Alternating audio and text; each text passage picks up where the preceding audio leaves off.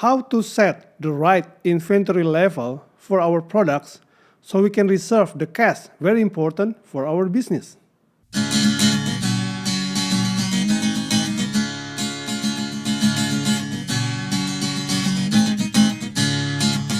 Welcome to Business and Management Podcast.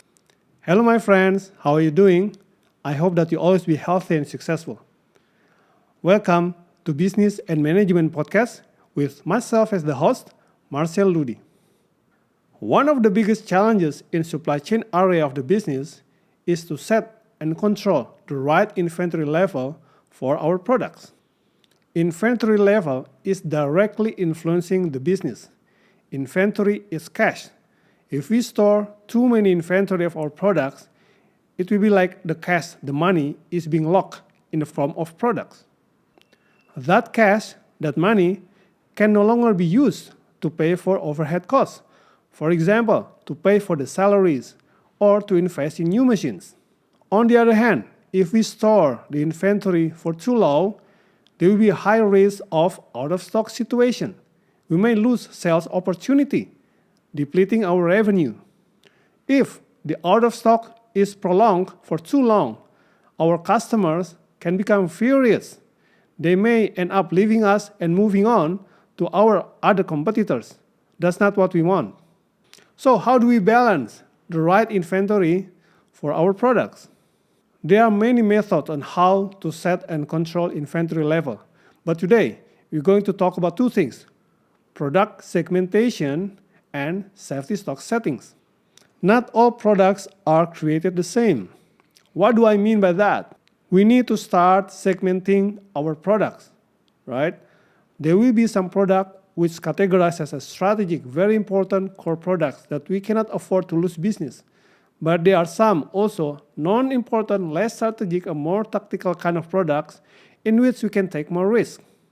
For those strategic products, the top-selling SKUs, the fast-moving goods, we may want to store more inventory, set a higher safety stock for those kind of products because we cannot afford to lose business on that kind of products. But for the non-strategic SKUs, the lower priority products, we can take some risk. We can take a lower inventory level, setting it low enough, but just enough to serve the customer's demand so we can reserve the cash. We can reserve the money for better use of other priorities. Therefore, by using this method of product segmentation, we will store more inventory, higher inventory level for the strategic product, but we will be storing less inventory, less stocks for the less strategic product. The other method is to set up the right safety stock level. What is safety stock? Safety stock is a buffer, like an extra stock that we store on top of demand to cater for demand fluctuation, volatility, supply issue, and so on. This is like our savings for rainy days.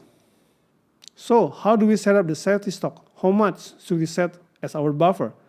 There are many calculations, but two of the most important considerations are, number one, demand variability, the fluctuations, and number two, how long the supply chain lead time is.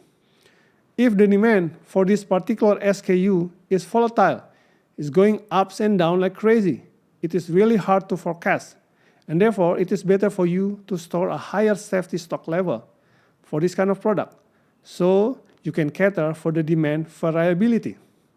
On the other hand, if the demand is stable, it's pretty much constant and stagnant, the shipment is always at the same running rate every month, you may choose to lower the safety stock level so you can save some cash. If the supply lead time is long, it's coming from different region. For example, you're importing product from US or from Europe to Asia, very long supply chain. You may also want to set up a higher safety stock level just in case there's a vessel delay, there's a typhoon over there, there's a booking delay, there's a port closure because of COVID, whatever reason. You may want to stock higher inventory for that kind of product coming from a long supply chain, a long lead time in different region. If your sourcing is localized, within the same country or even within the same region, same city, you may choose to lower the safety stock level because it's a very short supply lead time, so you can save more cash. There are still many other methods on how to set the right inventory level, how to run an effective inventory management saving our cash, but we can talk that in the next episodes. How about you? How do you set the right safety stock level? How do you manage your inventory for your business? Please write in the column section below. If you feel that this podcast is beneficial, please click like and subscribe. Don't forget to share with your friends so we can spread the benefits. Thank you so much. May you always be successful. All the best.